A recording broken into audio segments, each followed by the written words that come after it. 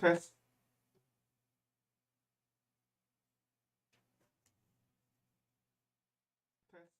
Okay, I think now you can hear me.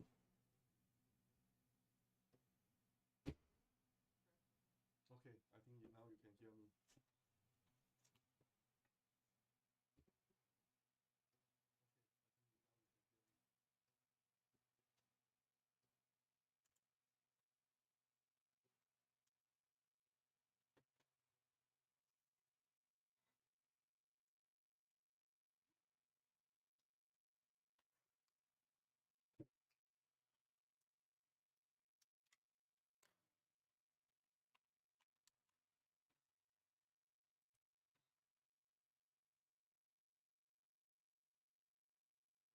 Hello, good afternoon. Now we have 14 people. Maybe wait for a while. I will start the class at 3:30 today. So in today's lecture, I will try to complete the analysis of algorithm. Yeah, if possible, I think I also will try to cover the yeah, some maybe if maybe not. Yeah, I will try to talk about the sequential search and binary search. Just review a bit. I believe that you have learned these two in the first half, but I will talk about the time complexity of these two algorithms, and then we will talk about the hash table. If I hope I can finish it up to this point today to cover the sequential search and binary search time complexity. Then Wednesday, I will just need to cover the hash table. And once I cover the hash table, yeah, I think next week we will have the tutorial and the lab section next week. Yeah, I will release the material probably tonight or tomorrow. The tutorial question is already released. Yeah, and I think lab I haven't make it available. I'll make it available by tomorrow. Then the lab will start from next week, week 9 onward. We have 4 lab section, 9, 10, 11, 12 probably. Yeah, then I also will release the assignment after I finish the hash table, because the next assignment, assignment 4, is about the hash table. So I hope you all can hear me. If you can hear me, you just said yes.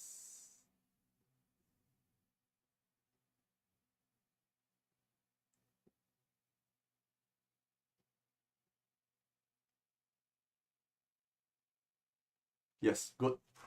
Thanks. I think there's a delay. Today, I think the delay is quite abnormally high. It take about 5 to 6 seconds. Same thing. I will go through the slide. So if you have any question, you can just post at the chat. Then later I will answer it. Because there's a delay, so I may not be able to answer your question on time. Yeah, maybe by the time I'm talking about the next slide, you what you see is just the previous slide. So the question may be the earlier stuff. So I may answer all of your question in the end of the lecture. That will be easier. Also easier for me to edit later. So in the before recess week, I have mentioned about the analysis of algorithm. Why do we need to analysis the algorithm?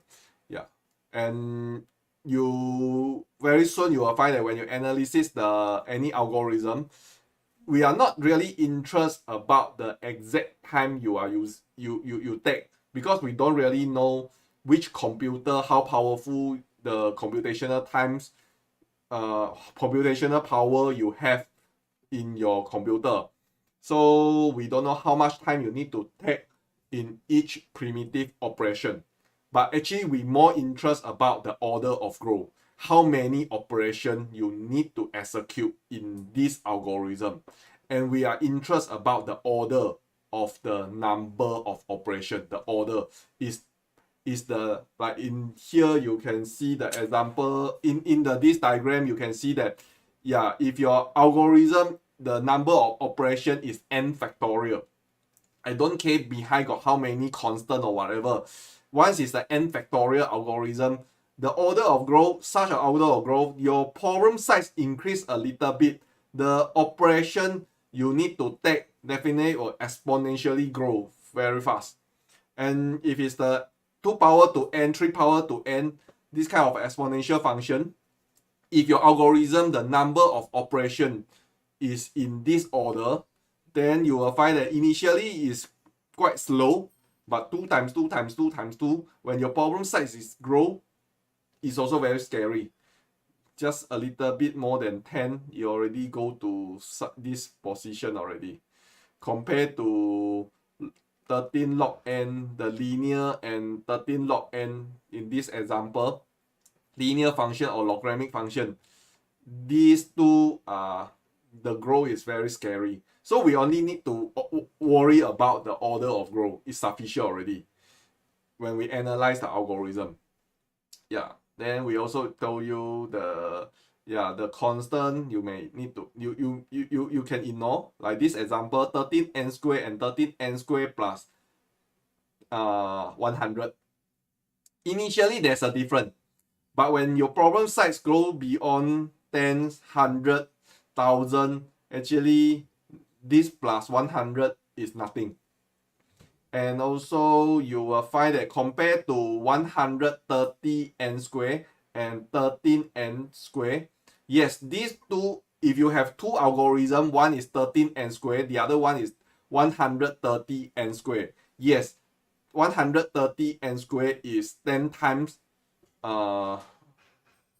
more than the 13n squared, but over the, compare the order of growth, the growth is about the same. You increase your problem size 10 times, this particular algorithm will grow in this manner. This one also will grow in about the same. The way they grow is, you can see, is parallel. So usually we not so concerned about is 13 or 14 or 130. The thing we concern is about is a n squared, is a quadratic function. Yeah, we compare is whether it's a linear function or quadratic function. We not so bother is 13 or 130. Of course, 130 you expect that it definitely 10 times slower than the 13n squared. Yeah, about 10 times. But I said slower is like because you need to take more times. So yeah, but the growth is faster. The growth is much more faster when your problem size increase. Yeah. So therefore people start thinking that, okay, then how do I represent the time complexity of my algorithm? Since you said order of growth is more important, so people will start trying to use a notation called asymptotic notation to represent the time complexity. So all this big O, big omega, big theta, you may see the small O, small omega, small theta also in some book. Anyway, all this is just a notation to represent the time complexity, to represent the order, to describe the order of growth. It's just I use it to represent, yeah, to give the people that the time complexity or whatever thing, it may not only use in the time, usually you use in the time complexity, the space complexity, but you may also apply in other area that you just want to describe the order of growth. So there are this, here we only introduce three notation: big O, big theta, and big omega. So what does it mean? Is this representation is the set of function, is represent a set of function. So means that if let's say I think last time have mentioned where we stop at. So I have mentioned that if my Gn, if in the last lecture, if my Gn is n squared, so if I want to set whatever function is f f is considered in the big OG. In big OG, f is considered in big OG. OG means that big OG means that it's a set of functions that grow at lower or same rate as g. So which means that, not surprising, whatever your f is 10n squared, 11n squared plus 7n plus 5 or whatever quadratic function, that definitely have the same growth rate as g. So in that function, so that f will consider is in big OG if g is n squared. Okay, then other function which grow at lower, such as fn is equal to n, their growth rate is lower, right? Since their growth rate is lower, then I can consider if fn is equal to n, I also can consider it as a in big OG, because based on the definition, as long as your function growth rate, order of growth is lower than g, then you can consider the f is in big OG. Then opposite one is the big omega. Omega is a set of big omega g is a set of function, is represent a set of function that grow at higher than g or same rate as g.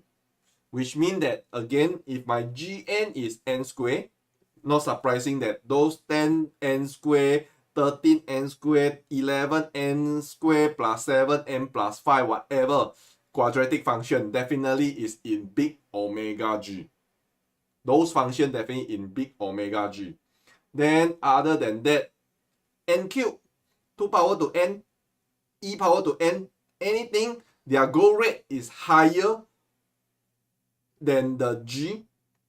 Yeah, since I'm saying now, I'm talking the example is gn is n squared. So as long as your growth rate is higher than quadratic function, you also consider that those functions are in big omega g.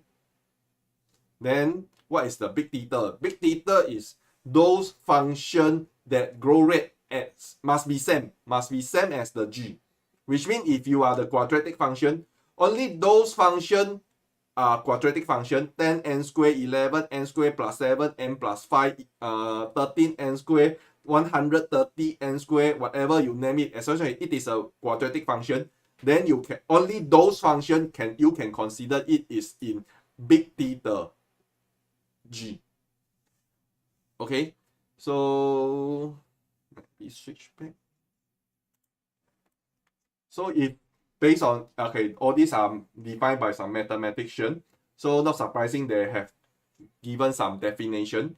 So big O notation, let f and g be two functions such that fn is a function trying to map for some integer to some real positive number, and n is the problem size. So since your n is the problem size, n must be some integer number. So some integer number map to some positive real number. Then fn is said to be in big OGN. Then we can denote it as fn in big OGN. If the key is if fn is bounded above by some constant multiply of gn for all large n. What does it mean? You look at this diagram. So it's bounded above by some constant number of gn, means that it's bounded. That's when your is bounded above by some constant number. Some constant number is c times gn. C times gn is bounded. Fn is bounded above by this cgn, this particular function, after some large number, and it doesn't matter what is the number, as long as after you can find any a function after certain problem size onward from this large n onward, then your fn is always bounded above by this cgn. then you can set that Fn, this particular Fn is in big O Gn. Okay, so example, maybe we use example easier to understand. So let's say I have a Fn is equal to 4n plus 3. Gn simply equal to n. So both, you look at it, is a linear function. Based on just now what I told you, if two are linear function, definitely you can set Fn is in OGN. Yeah. So, but proper way to, based on the definition, we follow the definition to claim that Fn is in OGN, big OGN. What should we do? I just simply, as long as I'm able to find a C, let's say C equal to 5 and not equal to 3, then Fn is equal to 4n plus 3. Fn is 4n plus 3. Then my C is 5. So 4n plus 3 definitely less than or equal to 5n when n greater or equal to 3. Right? If so, then Fn is less than 5gn. Then I can claim, since this statement is always true, then and Fn is bounded because it's less than, Fn is always less than or equal to Gn, 5gn, then and after n greater or equal to 3. So I can set that Fn is bounded above by some constant multiple of Gn for some large n. As long as I can find an n, I can find a constant, I can find any constant number, and showing this is true, then I can conclude that Fn is in big OGN.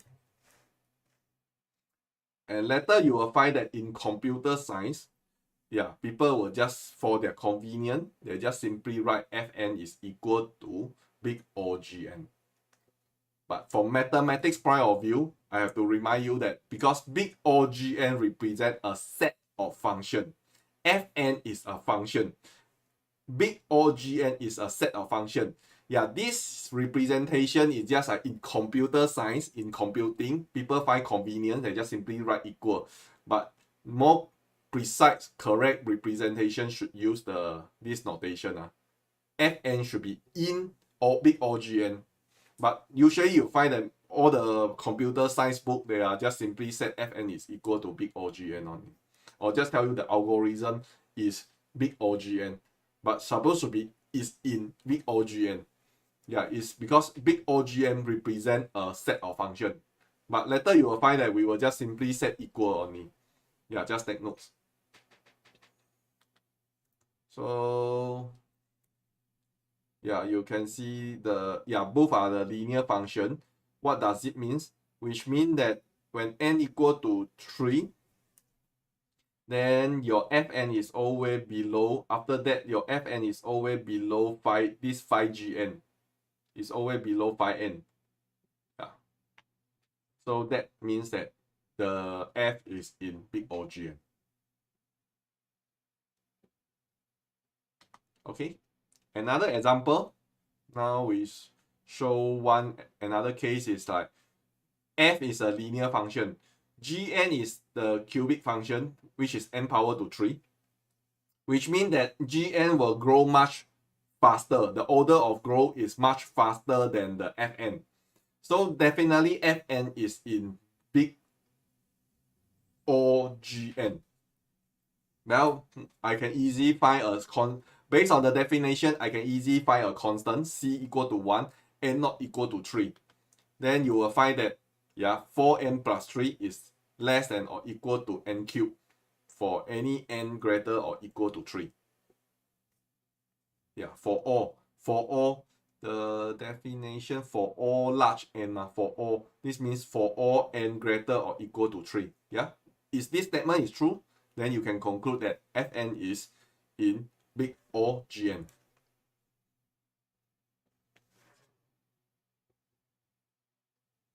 Okay, so you plot the graph, you also can visualize it that after n greater than 3, then your Gn, your Fn is always bounded above by this Gn. So you based on the definition, yeah, Fn is in big OGN. But if you understand all the characteristic of all these function, this is the cubic function, this is the linear function. So definitely cubic function will grow much faster. Yeah, not surprising that there definitely is in Fn definitely is in big OGN. But just like we usually need to do a proper proof based on the definition. So yeah, this is the mathematics way. Because sometimes the function may not be so obvious for you to judge. Then yeah, you may need to use this definition to prove whether it's in big OGN or not. So if Fn is equal to big OGN, then we can set that Gn is asymptotic upper bound of Fn.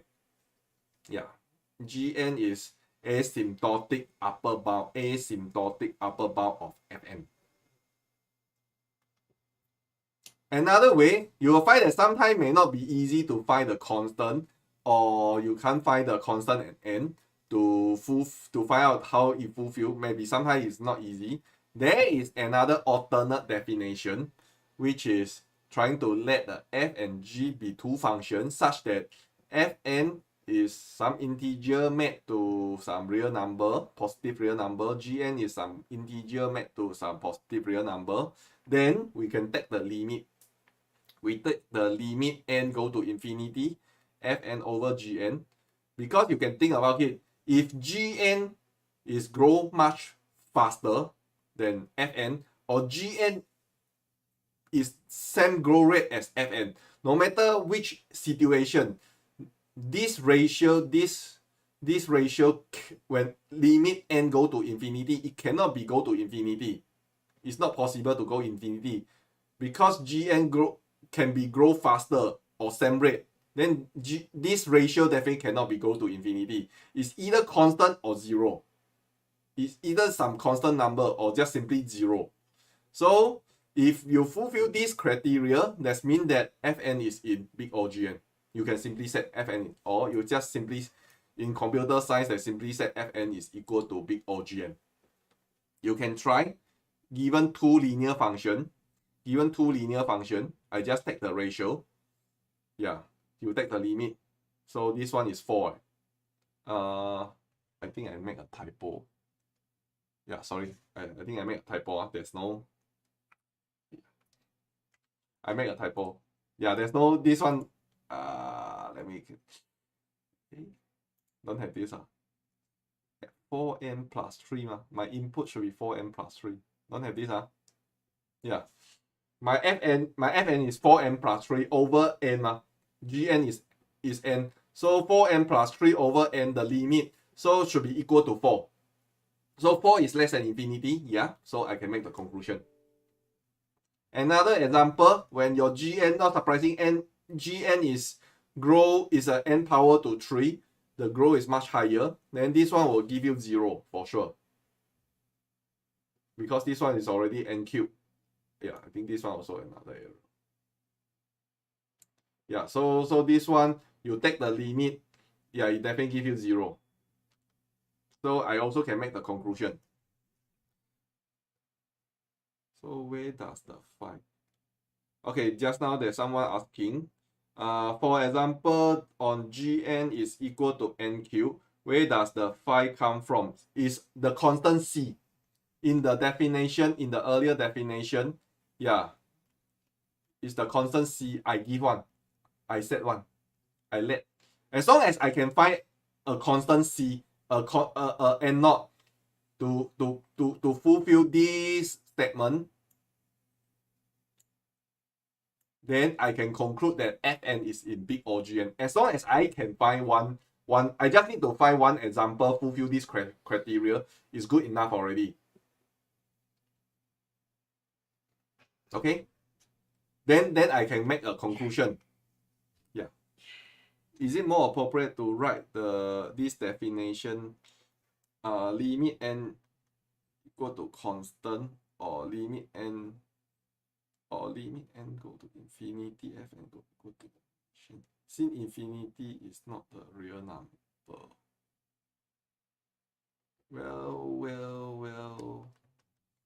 if this is not,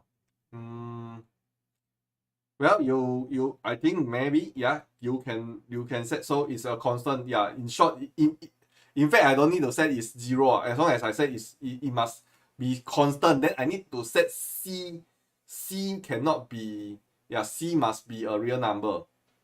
If you want to set that, then you need to, the thing is that you need to set C is not a real number. Whether it's 0 or 1 or 2 or 3 doesn't matter. As long as your this you take the limit, it give you some it give you some real number and not the infinity, then that is fine. C equal to 1. You set C equal to 1.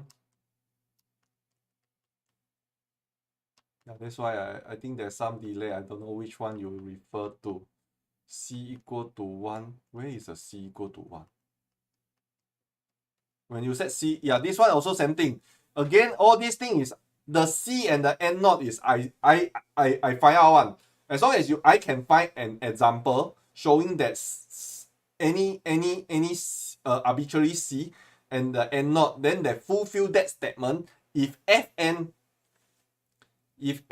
is bounded above by some constant, and as long as I can find one constant, as long as I can find that for all n greater than this n naught onward, this function is always bounded above by whatever CGN, then I can make a conclusion.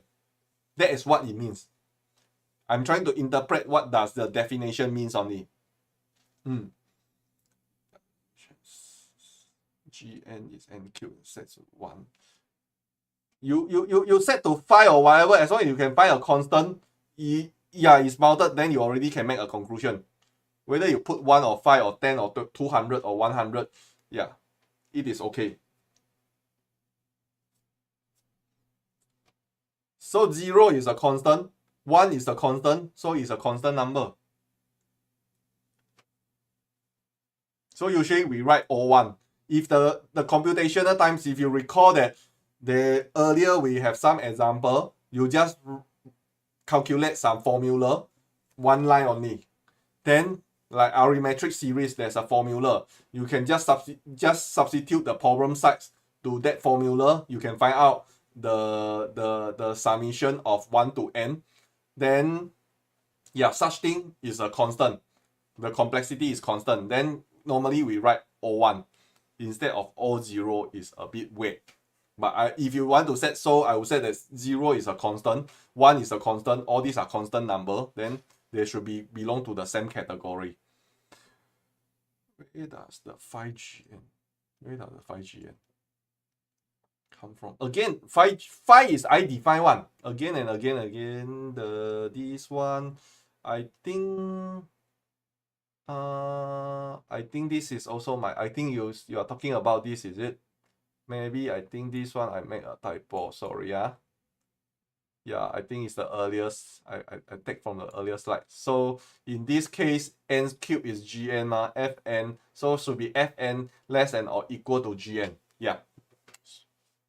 So okay, omega, let's just move on. So C can be fraction, can be, as long as it's a constant, you give me fraction, you give me 0.1, 0.5, 0.33333 also can. As long as you fulfill that criteria, that based on the definition, that is fine. Okay, so same thing, not surprising, the other two are playing the same matter. Big omega notation, then is bounded below. This time is bounded below by some constant multiplied of Gn for some large n. Okay, so I trying to use another alternate one. You can take the limit. Then because when you talk about the big omega, then my Gn definitely either it grow at the same rate as Fn, or Gn grow lower than the Fn. If Gn grow lower, Fn grow faster. Then there's a chance that this particular ratio, when the n go to infinity, this particular ratio may go to infinity. but definitely it cannot be equal to 0, because when it cannot be, because Gn will grow lower, can be grow lower or equal. If equal, then definitely is a non-zero constant, non-zero positive constant number. Yeah, or positive, in short, positive number should be either positive or infinity, can be go to infinity, but cannot be 0. So as long as it's greater than 0, then I can conclude that Fn is in big omega Gn. So if I use the first definition, then same thing, I use the linear function, two linear function. You definitely, like just now someone asked whether can use the fraction. Yes, you can. I can find a 1/5, 1/5, c equal to 1/5, then n not equal to 0. Then you find that 4n plus 3 is always greater than n, greater or equal to n, for all n greater or equal to 0. Yeah, so that means that the Fn is always bounded below by some constant multiple of Gn for all n greater or equal to 0. Then I fulfill this criteria, then I can make the conclusion Fn is in big omega Gn. If Fn is equal to big omega Gn, then I can say that Gn is the asymptotic lower bound of Fn. All this is just a definition someone defined for their convenience to represent the time complexity, to represent the function, the order of growth of the function, to give you the idea, okay, this is the linear function, this is the logarithmic function, which one grows faster, which one grows slower. They just want to represent all this only. So the last one, which is the big theta notation, is you can think is the combination of big O and big omega. So that means you want to fulfill your Fn is saying, you can claim that it's in big theta Gn, then Fn must be bounded both above and below by some constant, can be different, definitely different constant multiple of Gn. Yeah, as long as you can find such a C1 and C2, and after certain number, they're always bounded above and below by some constant multiple of Gn, then you can make the conclusion saying that Fn is in big theta Gn. Yeah. Another, the alternate definition is by taking the limit. In that case, because that means, what does it big theta? You're trying to understand the idea behind. Big theta is trying to say that Fn and Gn have the same growth rate. If they have the same growth rate, that means Fn and Gn, the ratio must be in constant. They cannot be equal to 0. They also cannot be go to infinity. So that this C must be fall between 0 and infinity. Cannot be equal to 0, cannot be equal to infinity. Must be some positive constant number. Then, yeah, you can set that Fn, if I can set Fn is equal to big theta Gn, then which implied that Gn is asymptotic type bound of Fn. Gn is asymptotic type bound of Fn. Yeah. Sometimes, yeah, a lot of time I would say that the second one, the alternate one, is you will commonly use. This one, unless you really hard to take the ratio. Sometimes these two functions are totally, they are not polynomial function. You take the limit is very difficult. Like I give you n factorial. For example, n factorial, maybe I give you something with some logarithmic function. Yeah, you find that you want to find the limit, it's not easy. Then you may use the first so-called original definition to find to find whether it's in big theta or big omega or in big O of Gn.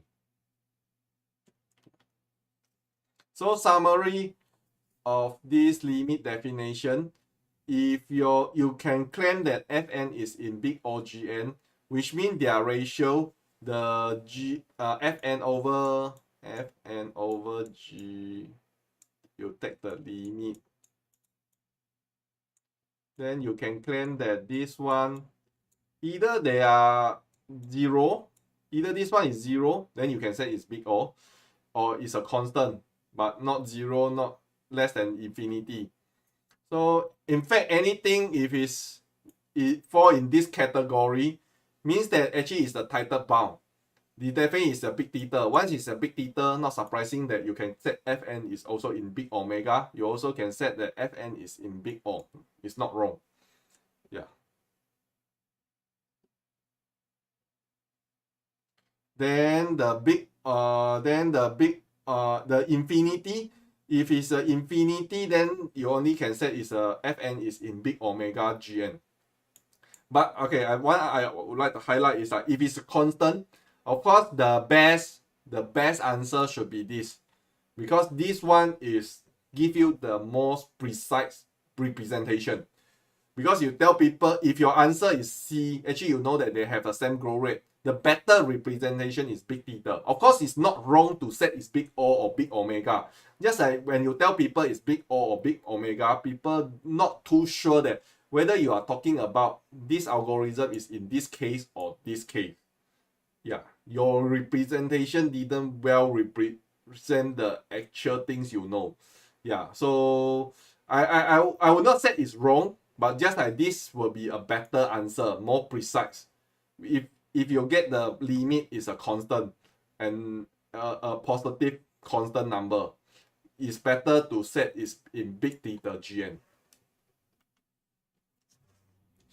Okay, so we move on to an example. You have learned the linked list.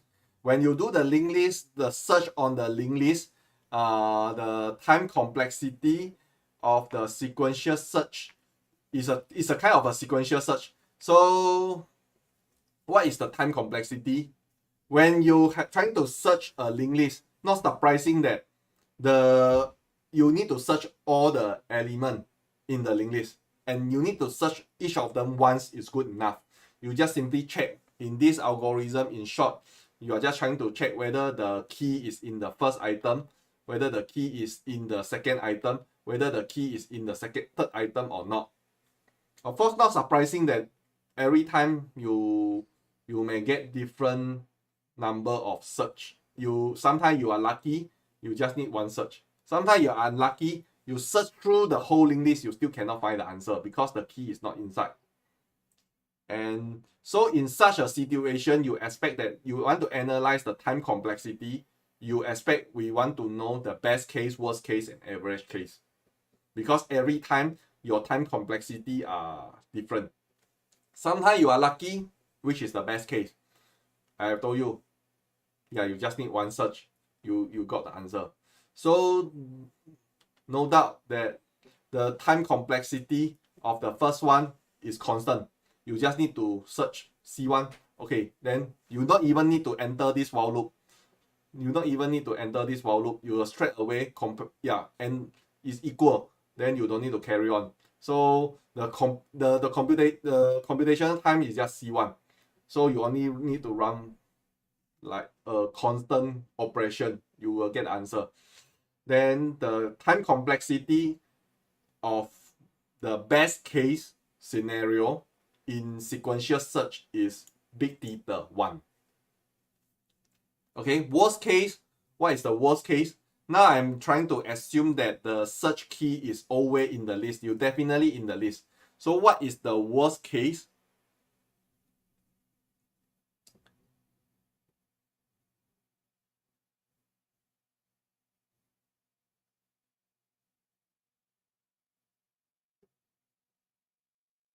So what is the worst case? You can expect that you need to search all the data. If you want to search all the data, that means in this example, you need to search all of them. That means the first one you don't need to enter. Then the second one, that means after this one, you check the thing is not inside. You need to move to the next one. You need to run this part n-1 iteration. Then you reach the last one. Then unfortunately, the key is at the last one. Then you found it. So that should be the worst case. So that means I need to run C1 plus n minus 1 times C2. Yeah, because this part you need to run n minus 1 iteration. So in short, in the end, this is a linear function. So I can conclude that in the worst case, the time complexity of the worst case and scenario is big theta n. Is big theta n. Yeah, is big theta n. Then, yeah, for this kind of algorithm, you can see you have the picture. Best case is constant. Worst case is linear. Well, we also would like to, and why we also would like to know most of the time, on average, how much time you need to take. So we also need to analyze the average case. So in the average case, I need to consider all the possible scenario. That means you can need to do one search. You need to check 2 items. Then you found the key.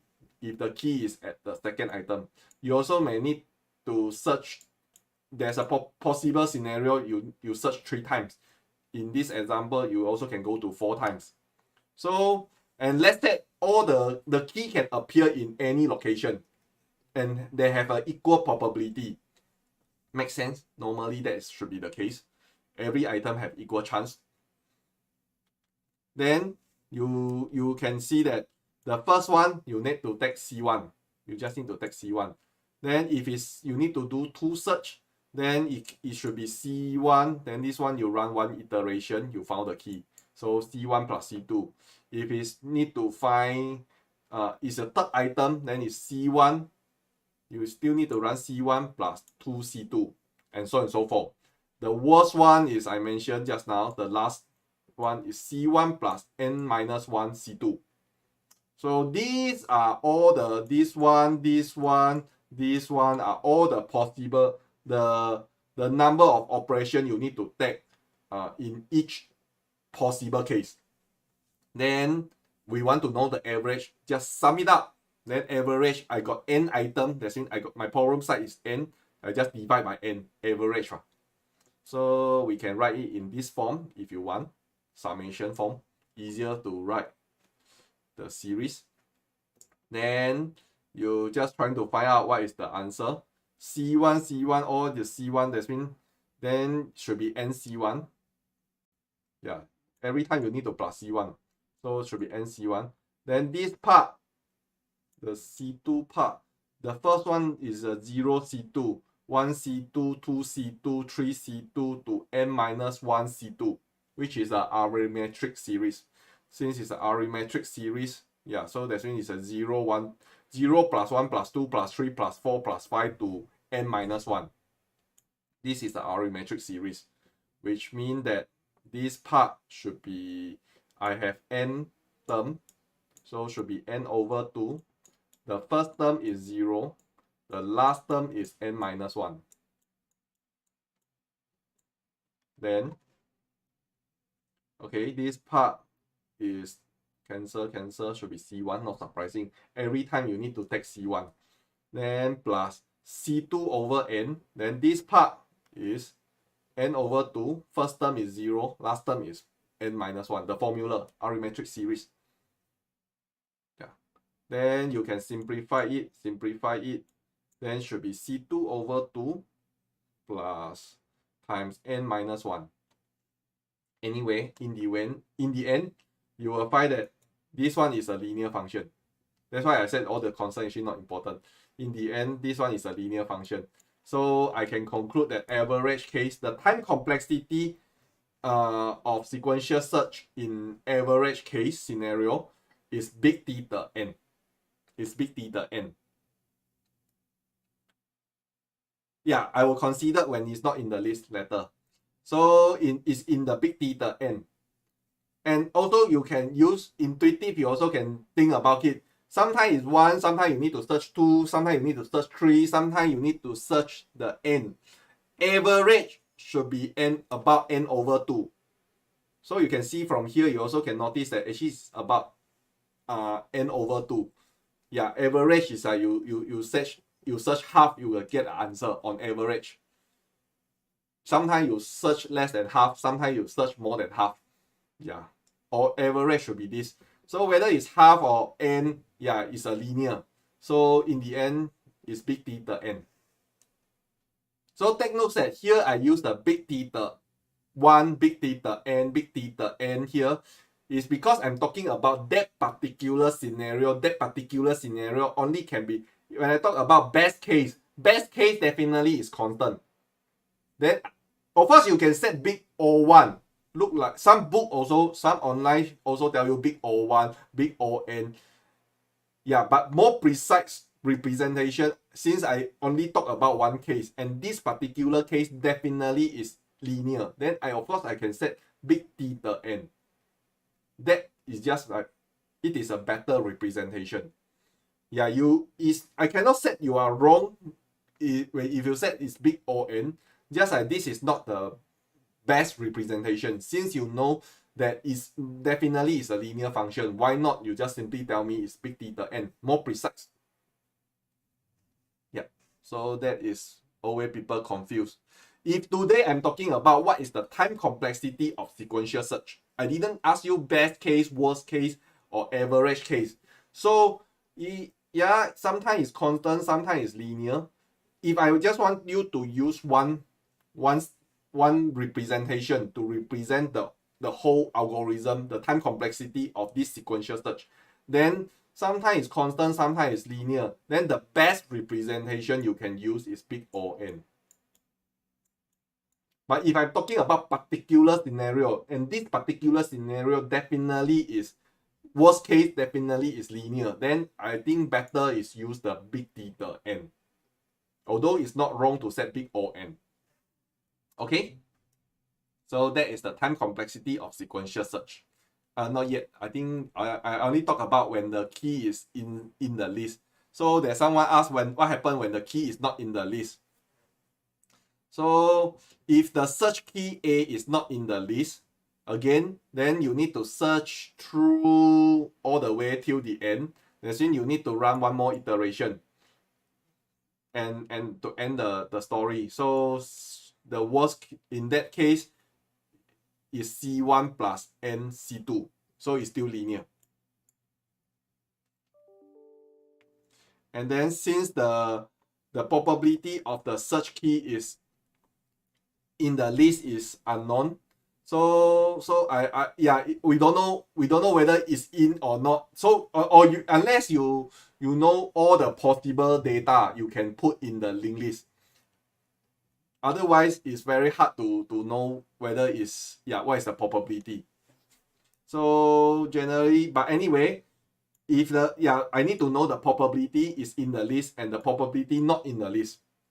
Then if it's in the list, average is this. If not in the list, it's always you need to search through the whole linked list. It takes C1 plus NC2. But anyway, whether this one is a linear function, you can see this one is a linear function.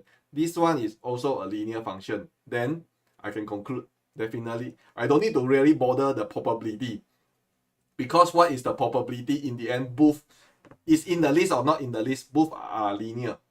It's a linear function. So I can conclude that the sequential search, the time complexity of the sequential search,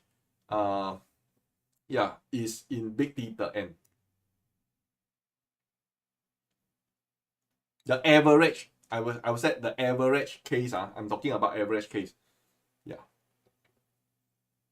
So have we bound the complexity?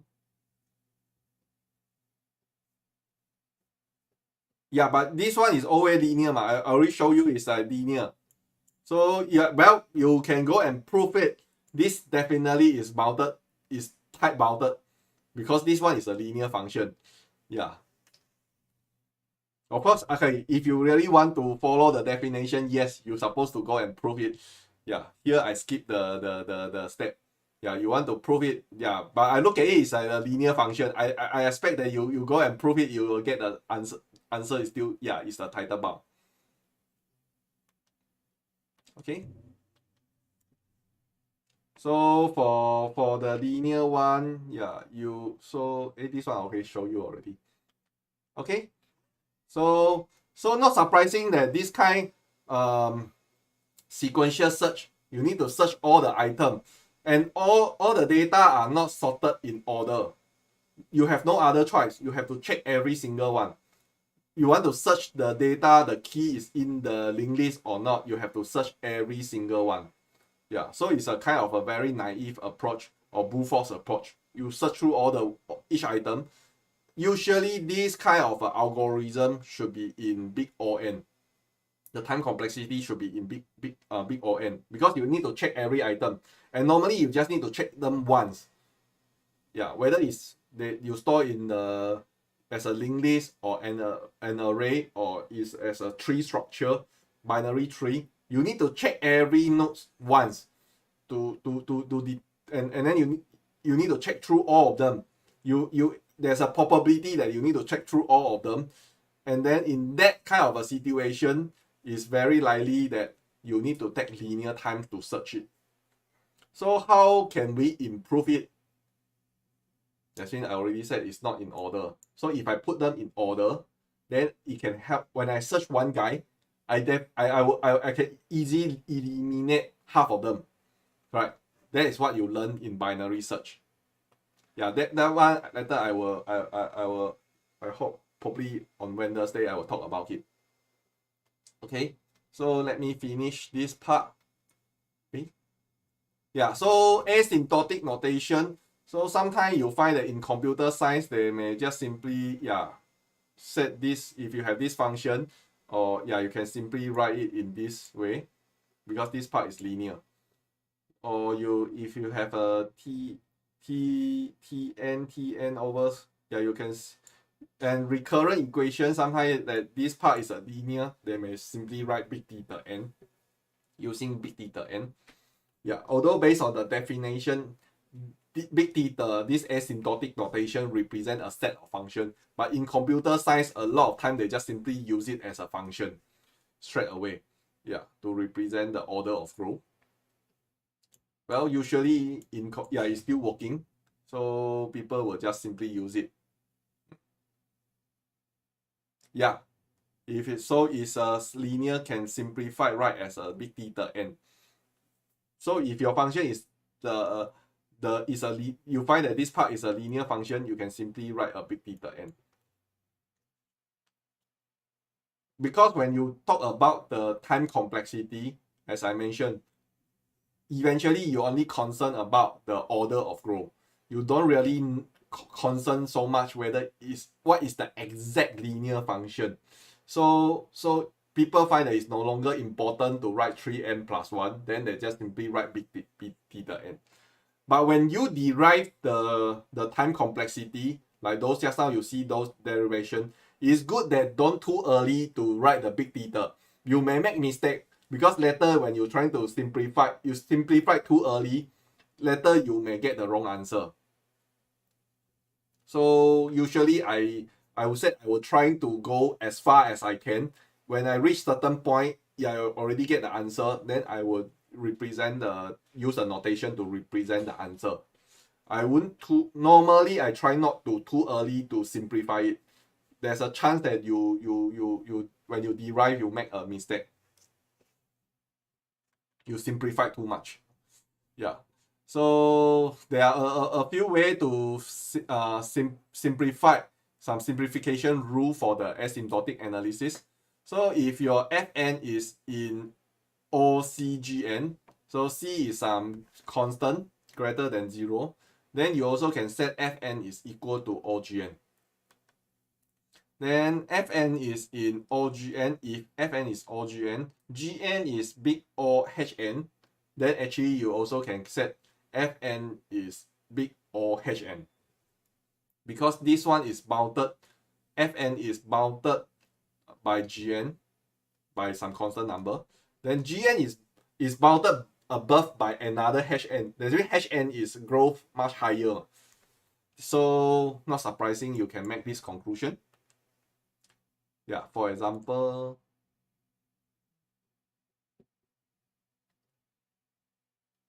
how to clear that?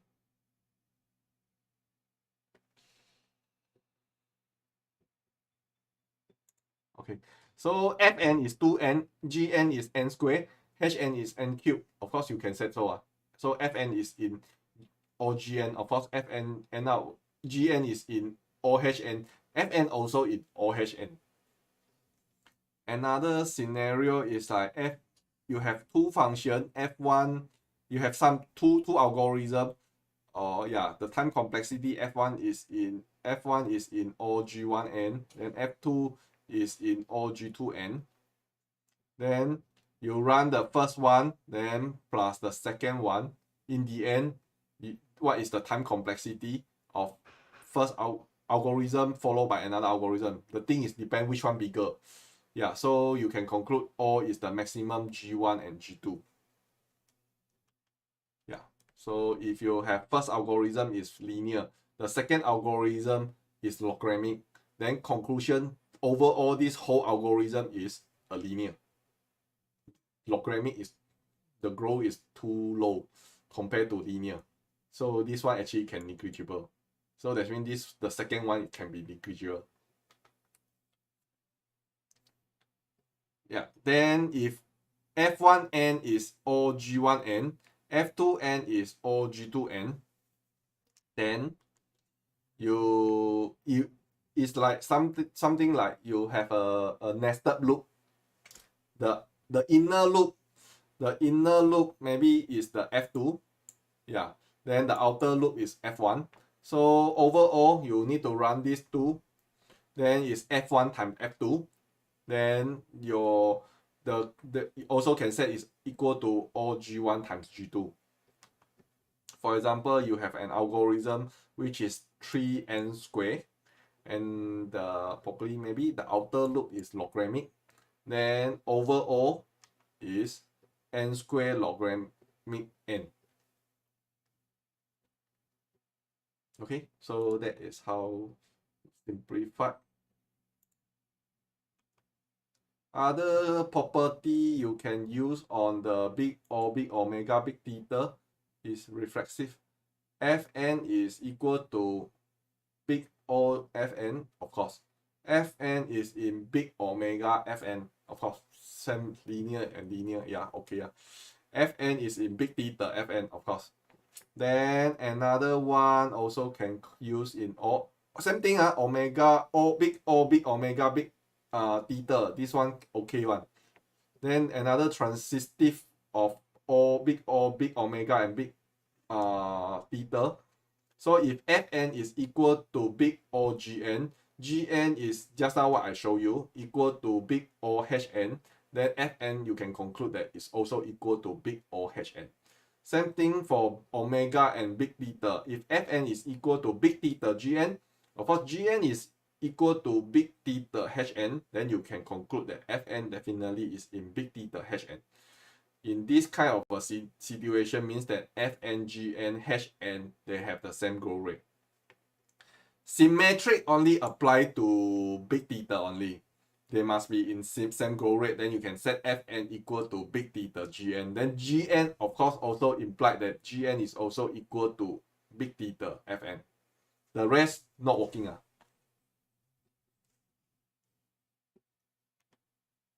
So generally speaking, we order of growth, we have the constant, we have the logarithmic, linear, linearamic, quadratic, cubic, exponential, factorial.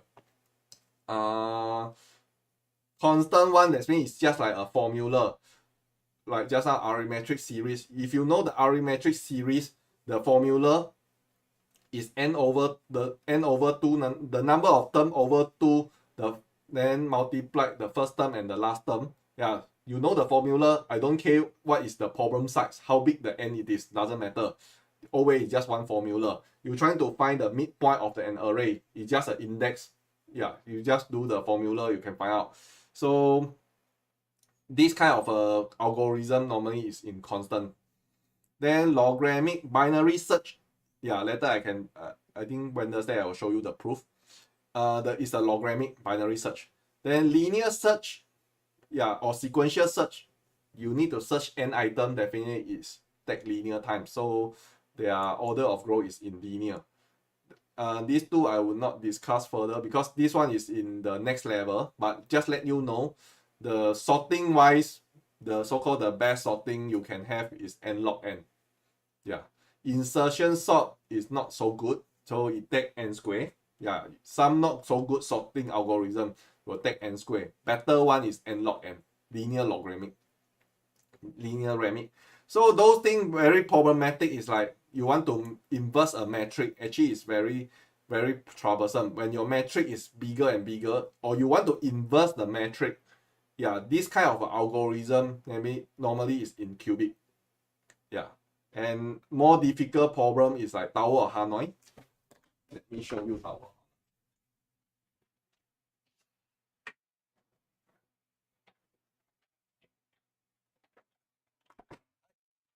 Is the Tower of Hanoi, which means that you have n plate. Here I show you 3 plate.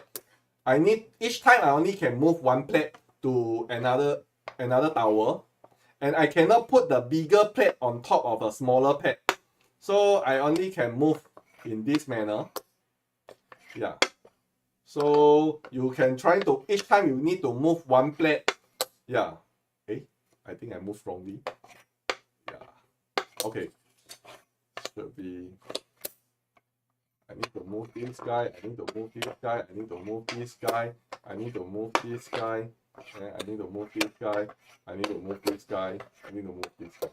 Then you can move from here, this tower to this tower, and you find that the number of steps of move is in 2 power to n. Yeah, so this is the Tower of Hanoi. And yeah, traveling salesman problem is something in n factorial. So when the time complexity of algorithm A is grow faster than the algorithm B for the same problem, then we set A is inferior to B.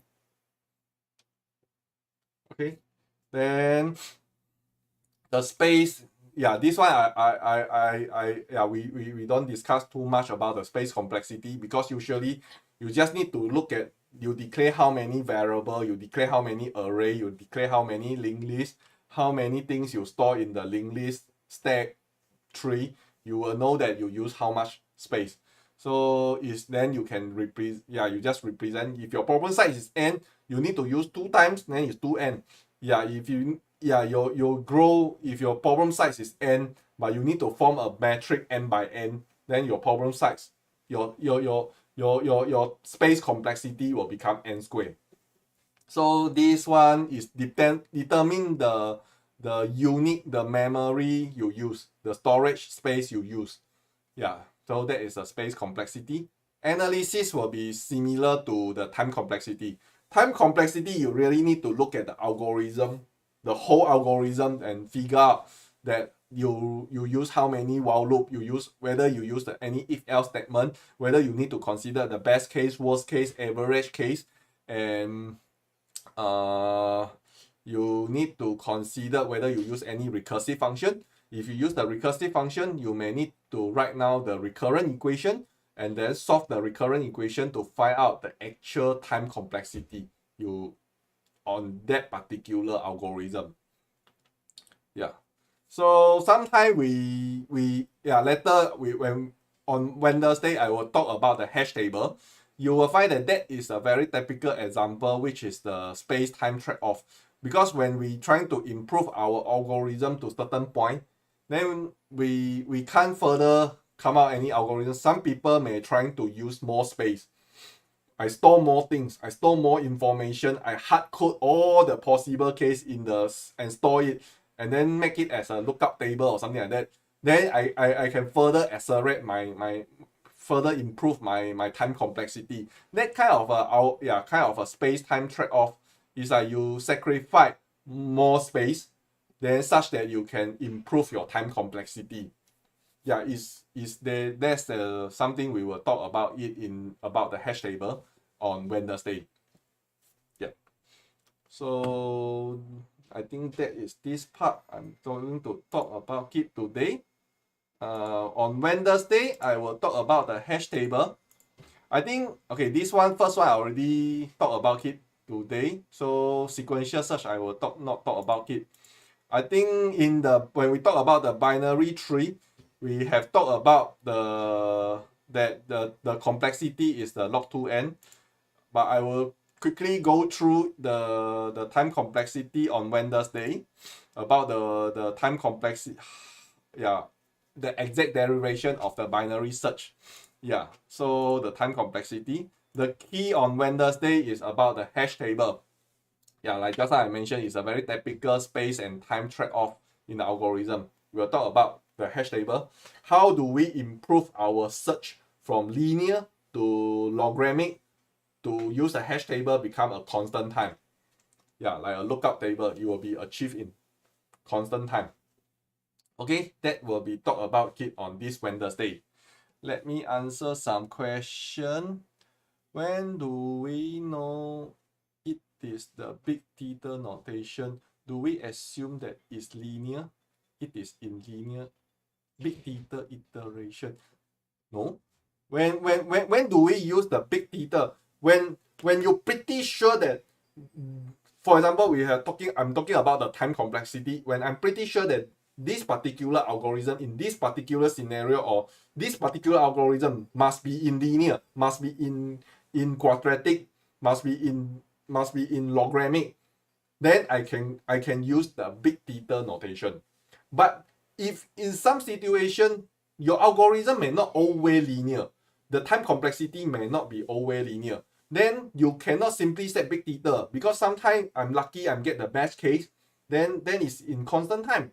Then of course you cannot set it's in big theta n. I can show you an example that best case is in constant time. How can you set it's big theta n? Yeah, so in such case, then you cannot use the big theta n.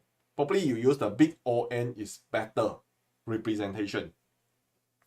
Then how do you come up with the mathematics formula for calculating the time complexity?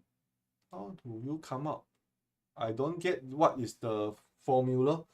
We need to derive the based on from the algorithm we derive. That's why you find that those series is important. I have mentioned in the last lecture that you will find that a lot of time you need to run a for loop. A lot of time your recursive call, your problem size will reduce in certain pattern. So you need to recursively call the same function again and again and again. Every time the number of operation you execute in that particular function, in that particular loop may be slightly different.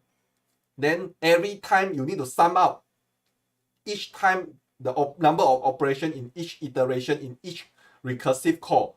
Then you will find that very soon that particular thing is a series.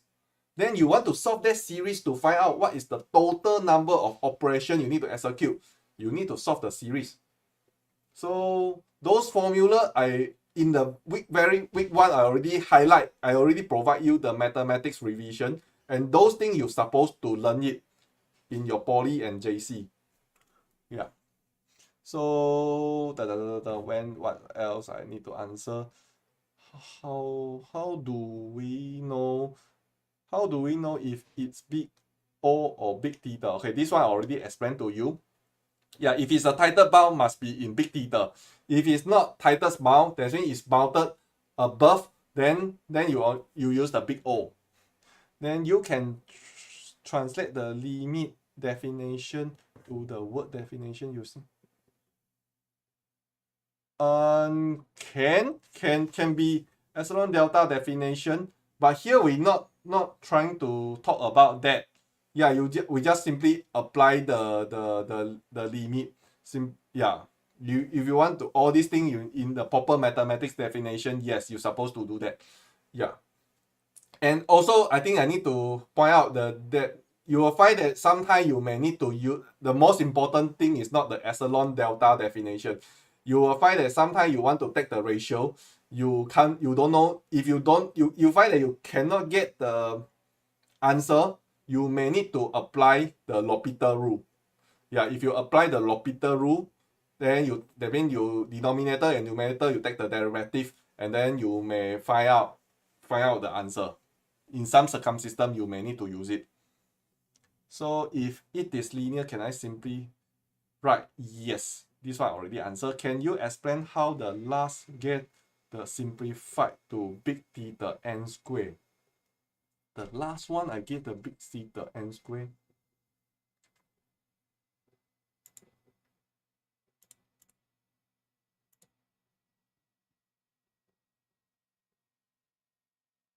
The last one I give the big theta. I don't get this question. If I do not know series, yeah, you have to revise it. What should I do? Yeah, you have to revise it. This you're supposed to know it.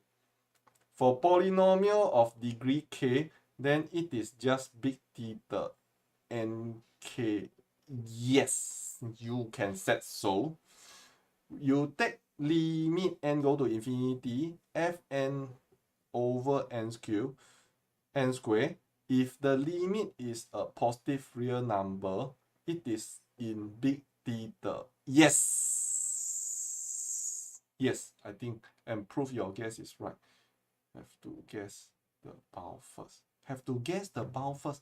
Because if your fn over the n square, you end up is a constant. That means your fn definitely have the same growth rate as the n square. So if such a case, then I can make a conclusion is in the big theta n square, because you get the constant. Otherwise, you should get 0 or infinity. So I think it's not really guess. Example before the LID.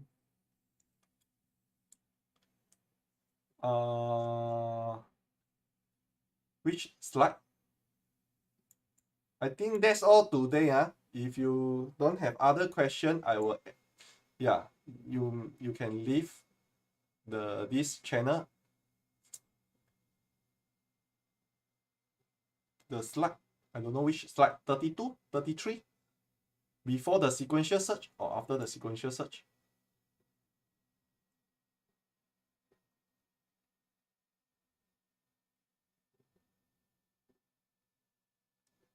I think I didn't cover here. I stopped here today. Or you may drop me an email. Yeah. N square. Let me think. Wait. Can you explain the last one? Simplify the big theta n square. Big theta n square. Big theta n square. This one don't have n square. Big theta n square. This one don't have n square. This one should be linear.